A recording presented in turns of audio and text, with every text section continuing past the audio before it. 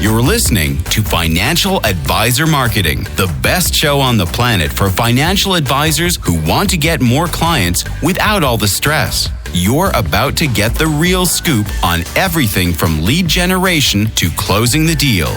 James is the founder of theadvisorcoach.com, where you can find an entire suite of products designed to help financial advisors grow their businesses more rapidly than ever before.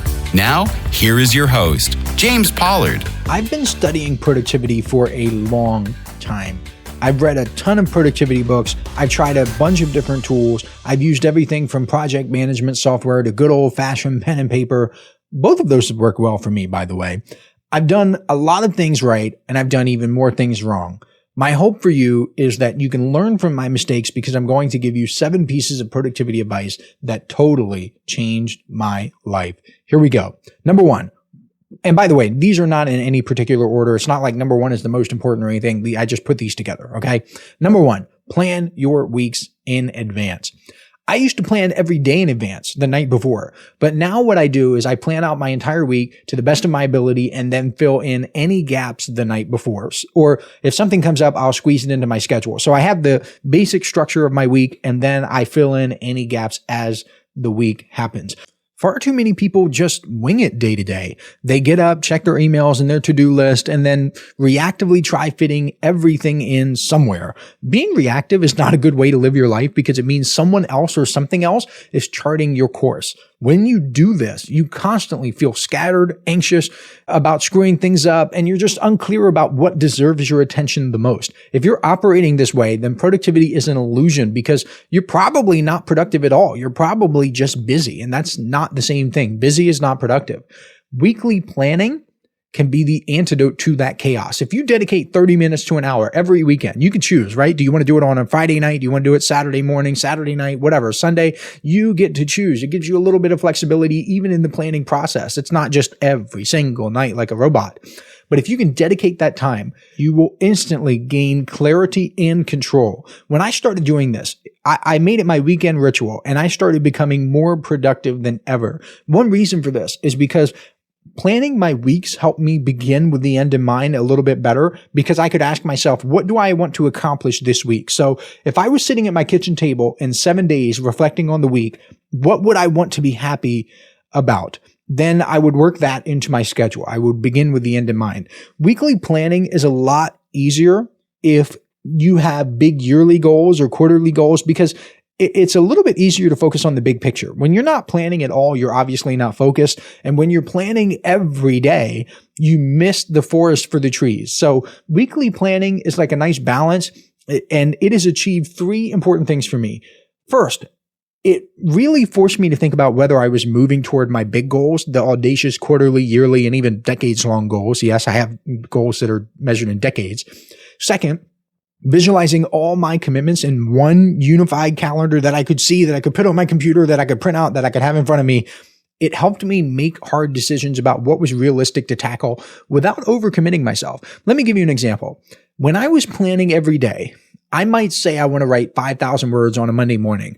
Well, something might break. Then my 5,000 words would get pushed back to the next day, and then something else would come up on that day. And I had a tendency to overcommit myself on a daily basis, but I didn't have that same tendency with weekly planning, and I still don't. It might be different for you. I'm only sharing what worked for me.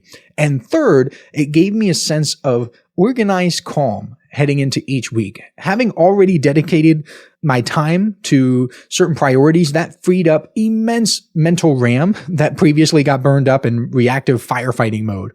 It transformed my workflow from frantic to focused and intentional all week long. Best of all, weekly planning is a productivity practice that sticks. Even as life and business commitments change, continuing this ritual keeps paying dividends by forcing me to regularly reevaluate, is what I'm doing still advancing my core goals and priorities? If not, then I get realigned before diverging too far off course. Plus, it's a ritual that's easy to keep because you got the whole freaking weekend to do it. It's not just every single night. Like I said, you get to choose Friday night, Saturday morning, Sunday night, whatever. You got a whole, at least 48 hours to get that thing done. Number 2, batch similar task. One massive productivity killer I had to overcome was my tendency to rapid fire context switch between different types of tasks and projects. I go from answering emails to writing a blog post to replying on social media to jotting down notes for a client project, all within spans of 15 to 20 minutes or less. The productivity advice that finally broke me out of that cycle was batching similar tasks together into dedicated blocks of time instead of doing all that rapid context switching between different types of work. Such a simple switch in methodology, yet it utterly transformed my ability to work with intense focus and even experience that coveted flow state on a regular basis. That means if I was working on email, that would be the only thing I would do for a few hours. If I was working on this podcast, it would be the only thing I would do. I wouldn't do a little bit of email, then switch to something else, and then do something else. By batching similar tasks, I had these uninterrupted multi-hour blocks of time where I could absolutely go heads down and get into the zone. It made a huge difference. Next, number 3, set time constraints for everything you do. I don't want this episode to make me seem like I was a terribly unproductive person before I started doing all of this. I wasn't. I was relatively productive, but I wasn't making the most of my abilities. I wasn't getting everything I could get. One specific example of that was I used to just go through my to-do list. I would work on one task and just work. Don't get me wrong. That's good. But is it the best way to get things done? No. If you're going to have a start time, then you should have an end time as well. It took discovering time boxing, also called time blocking. I used to call it time blocking a lot. I guess I still do when I'm talking to financial advisors, but it's called multiple different things, right? It's basically setting a specific time constraint for any action item, task, or entire project first, then committing yourself to working within that boundary. So email, 30 minutes, podcast, 1 hour, whatever, right? So you get it done within that hour. For example, instead of giving myself an open-ended timeline to create like a direct mailer, I would set a rigid 2-hour time box to make substantial headway or even get it done. That time constraint put pressure on me, knowing I had that limited period to make progress before moving on to something else. And at first glance, it might seem like an invitation for sloppy work in order to hit those manufacturer time limits, because you think to yourself, okay, I got to get it done. I'm going to rush them. It's going to be sloppy. It actually yields the opposite impact. And because you're more focused, you're more dedicated, you get better over time. And it actually becomes more efficient and easier the more you track your time. For example, if I originally thought that it would take me 2 hours to create a direct mailer, and I look back and I realized it took me 3 hours, then the next time I did that task and next time I worked on a direct mail piece, I would adjust my time box accordingly. Or if I look back and I saw that it took me an hour, I would adjust it to be an hour. So it helped me schedule more efficiently. So tracking your time plus time blocking, it will transform your entire life, because if you're tracking your time, you will know exactly how long it takes you to complete certain tasks. And if you're doing the same task over and over and over, you will become a scheduling master. Number 4, take intentional breaks. I'm not really the type of person who takes breaks. Left to my own devices, I will just work and work and work and work. Taking breathers doesn't come up as part of my, I guess, natural productivity playbook. Well, it turns out that failing to proactively schedule breaks can handicap your productivity more than anything else. It took reading up on research from top experts on peak productivity and performance science for me to understand just how vital intentional recovery periods are to sustain world-class output over time. So the science overwhelmingly shows our primate brains are hardwired to be cyclical. That's important. We are cyclical beings. We oscillate between intensive bouts of focus work and breaks. Focus work, breaks. Focus work, breaks, to restore and recharge before repeating that productive cycle again. We are sprinters, not marathon runners. Working at peak capacity, it depletes the fuel that you have, whether that's glucose for just raw brain power, whether that's neurotransmitters like dopamine, regulating your motivation and your attention control, or even just your willpower, which is also finite. You need to recharge and restore yourself with rest periods. Once I internalized these human limitations, like it's not just my theory, it's not what I think, like it's not my opinion, it is actual science. When I realized that, it clicked for me and I became convinced. And I started injecting frequent revivals into my workflow, and I just scheduled it. I put it in my calendar when I was working on the week. And I discovered two primary categories of breaks that yielded the best results for overall productivity. First is the micro break. The micro break is a 5 to 10 minute break dedicated to just getting off of the screen.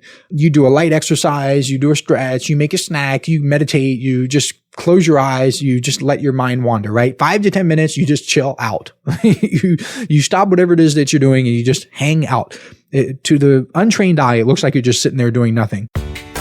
Hey, financial advisors. If you'd like even more help building your business, I invite you to subscribe to James's monthly paper and ink newsletter, The James Pollard Inner Circle.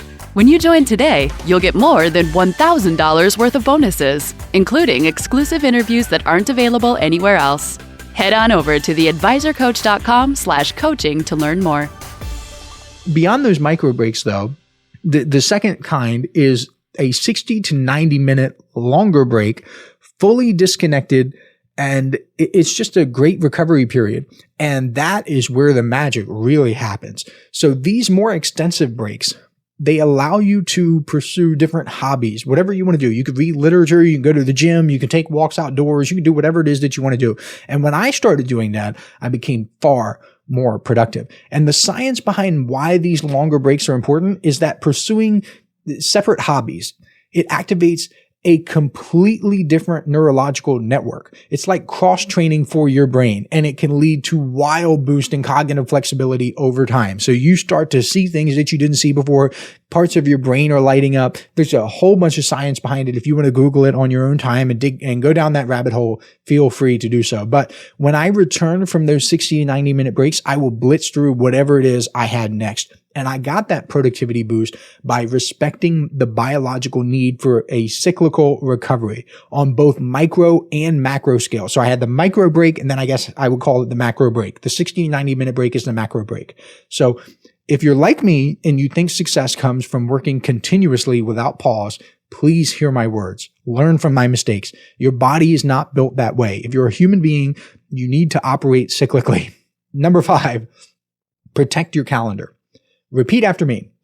This calendar is mine. There are many like it, but this one is mine. My calendar is my best friend. It is my life. I must master it as I master my life. So if you're in the Marines, that sounds familiar to you, or at least I hope it does. I highly suggest starting with your calendar by planning your weeks in advance, like I discussed earlier. Start with your goals. What do you want? That way you don't succumb to every incoming distraction or shining meeting request. You should own your calendar first by building how you want your time to be allocated day to day and week to week. Do not open your calendar to randomness. Now, will meeting requests or other distractions occasionally slip through the cracks? Of course, it happens to the best of us. But adopting this calendar control mentality will instill exponentially more discipline and more ownership over how you invest your time. Because here's the harsh reality. When you surrender sovereignty over your schedule to whatever comes up, you indirectly surrender control of your entire life. Your time becomes everyone else's but your own under the perpetual barrage of distractions and false urgencies. Number 6, optimize your environment for productivity. Financial advisors, I see a lot of your home offices and your little social media posts and in your Zoom meetings with me. You have to step it up a little bit. Stop working on a rinky-dink little laptop. Stop expecting any real work to get done on a crappy desk. Get a large desktop monitor, or even better, 2 or 3 monitors like a real professional so you can get real work done. It is absolutely absurd how much time people spend working at their desk, and their desk just flat out suck. Get a real keyboard, an actual mechanical keyboard that is easier to use and responds better when you're typing on it.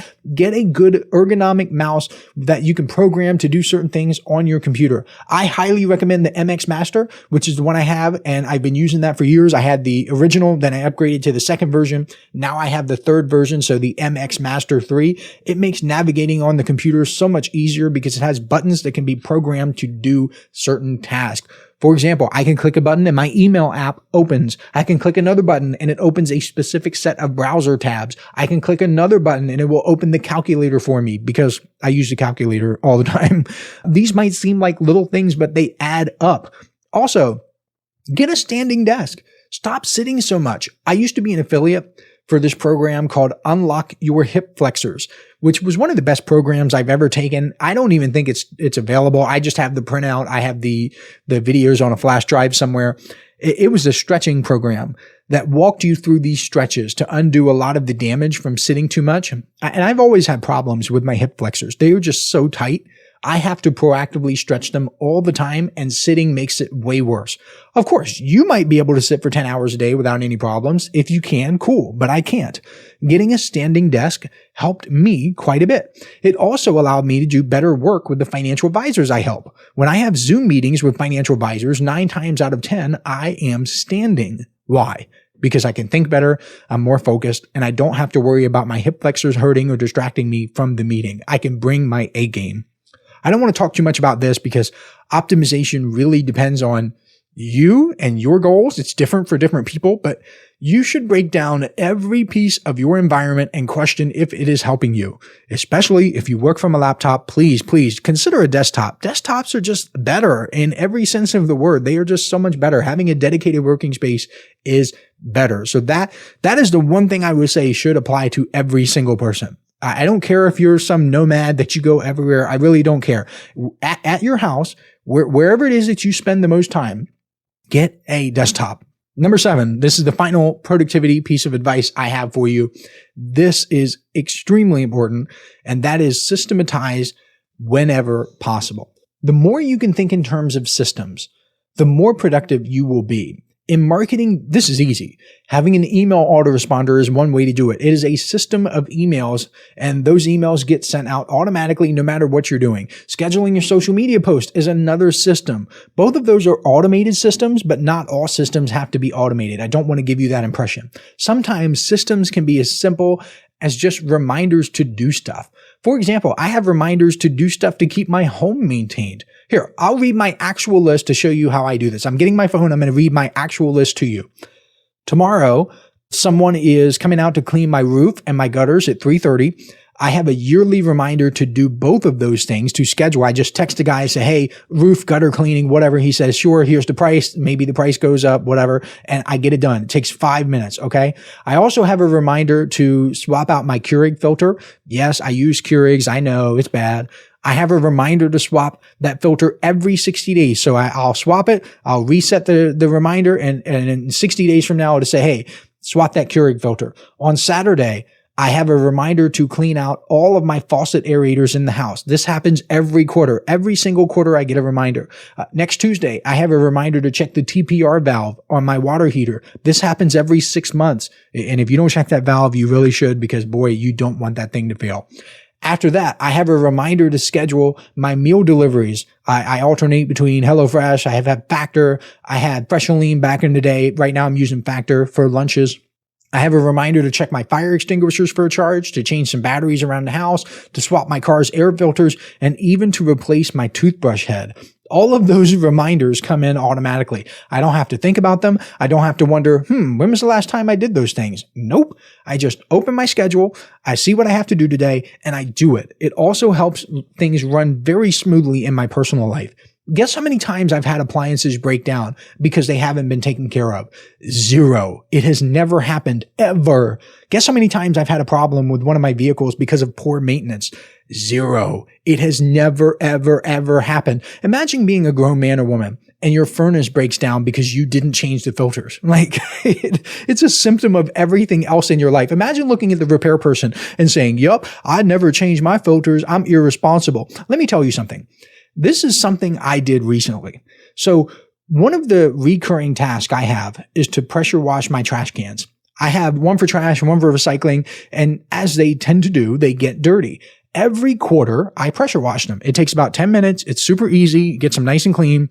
Literally nobody will see those trash cans except for me, my family, and the people who clean my house. I don't even think the trash pickup people see the inside of the trash cans because they use the truck to pick it up and dump it. But if hardly anyone sees the inside of these trash cans, why do I clean them? Because it's representative of everything else in my life. I know they're clean because they're mine. I don't do these things to impress other people. I do them to impress me and to reinforce to myself psychologically that I respect myself enough to pay attention to even the smallest details. That is excellence. I require excellence in my life. Even my trash cans are going to sparkle. So require a little more excellence from yourself. You might be surprised at how much it improves your life. That's it for this episode. If you haven't subscribed to the Inner Circle newsletter yet, make sure you do that over at theadvisorcoach.com/coaching. This episode is scheduled to air on May 27th, so the next issue will ship out in a few days on June 1st. The very first thing on June 1st, we're shipping it out. The deadline to lock in your spot is Friday, May 31st at 11:59 p.m. Eastern Standard Time, not Central, not Pacific. It is 11:59 p.m. Eastern Standard Time on Friday, May 31st. Once again, you can subscribe by going to theadvisorcoach.com/coaching. And if you've been a long-time listener of this podcast and you're not subscribed to the newsletter, honestly, you're just being a silly goose. Thank you so much for listening, and I will catch you next week. This is thepodcastfactory.com.